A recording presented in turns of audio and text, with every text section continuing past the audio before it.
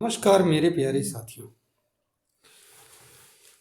कल भारत का आम बजट पेश किया जाएगा और इस बजट को वित्त मंत्री निर्मला सीतारमण जी पेश करेंगी। आपको मालूम है कि जैसा कि आर्थिक सर्वे में आज बताया गया है कि भारत की अर्थव्यवस्था 225 लाख करोड़ रुपए की है, जो कि दुनिया की छठी अर्थव्यवस्था है। तो पहली अर्थव्यवस्था कौन सी है? फर्स्ट नंबर पर अमेरिका की है, सेकंड नंबर पर चाइना की अर्थव्यवस्था है, थर्ड नंबर पर जर्मनी की है, थर्ड नंबर पर जापान की है, फोर्थ नंबर पर जर्मनी की है, फिफ्थ नंबर की ब्रिटेन की है और उसके बाद में छठवें नंबर की भारत की है। आपको मालूम होना चाहिए जो बजट शब्द है ये फ्रेंच भाषा के बुजेट शब्द से लिया गया है, जिसका अर्थ होता है चमड़े का थैला। भारतवर्ष का जो पहला बजट है उस सन 1860 में शाम को 5 बजे, जो कि ब्रिटिश टाइम के हिसाब से सुबह का 11 बजे होता है, उस समय पेश हुआ था। और उस समय यह बजट जेम्स विल्सन ने पेश किया था, जो ईस्ट इंडिया कंपनी के फाइनेंशियल एडवाइजर थे।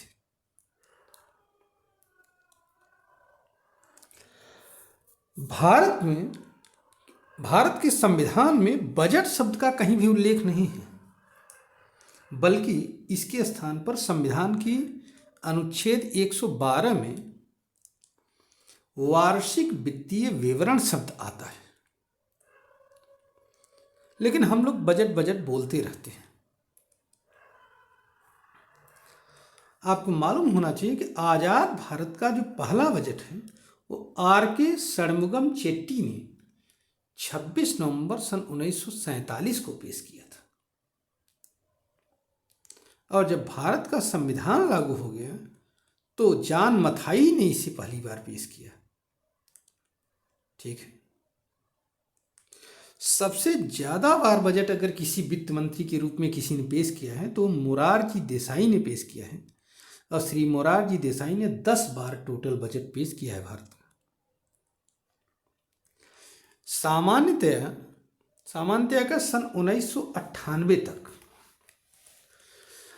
28 फरवरी को शाम को 5 बजे बजट पेश किया जाता है था 1998 तक। लेकिन 1999 में अटल बिहारी वाजपेयी ने इसका टाइम बदल दिया।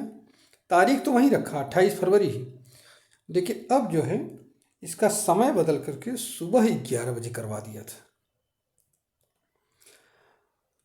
बाद में मोदी जी ने 2017 में 1 फरवरी को सुबह ही 11 बजे बजट पेश करना शुरू कर दिया और इसे अब तक जारी रखा है।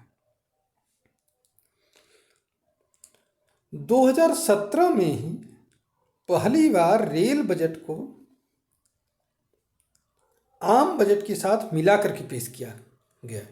इससे पहले रेल बजट अलग होता था और आम बजट अलग होता था। और एक बात और भी इम्पॉर्टेंट है कि बजट की छपाई का काम हलवा सेरेमनी से होता है, लेकिन यह इस बार कोविड के कारण यह छपाई का काम मिठाई सेरेमनी के साथ हुआ। पहली बार ऐसा हो रहा। तो ये रही बजट के संदर्भ में कुछ इम्पॉर्टेंट बातें, और उम्मीद करता हूँ कि ये ज्ञान आपके काम में भी आ सकता है। इससे आप लाभान्वित होंगे। धन्यवाद। नमस्कार।